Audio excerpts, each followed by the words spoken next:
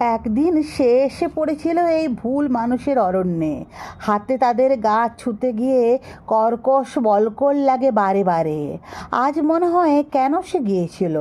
সে কি ভেবেছিল তার চিকন মোহ উদ্ভিন্ন করে দেবে অন্ধকারের শরীর? সে কি তার মেঘলা জল কালো বনের মাথায় প্রতিটি পাতা তার নন্দনবরণ করে নেবে সবুজ কৃতজ্ঞতায়? আঙুরের আভার মতো দৃষ্টি ধুয়ে দেওয়া প্রান্তবেলা।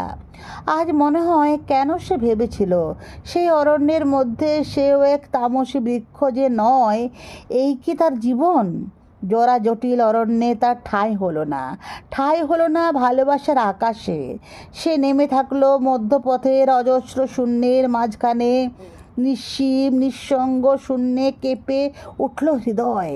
ভয়ে জমজম করতে থাকলো তার রাত্রির মতো হৃদয়। আর এই রাত্রি দুলছে নিঃশব্দ বাদুড়ের মতো তাকে ঘিরে। চোখে পড়ে তারাই নিরন্ত কালোয় অন্ধ অরণ্যের মূঢ় গর্জন।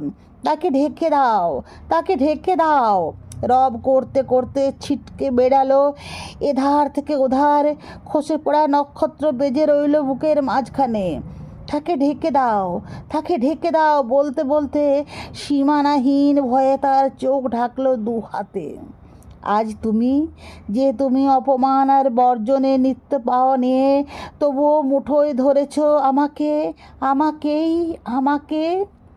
সেই তুমি আমার অন্ধ দুচোখ খুলে দাও, যেন সইতে পারি এই পৃথুলা পৃথিবী, এই বিপুলা পৃথিবী, বিপুলা পৃথিবী।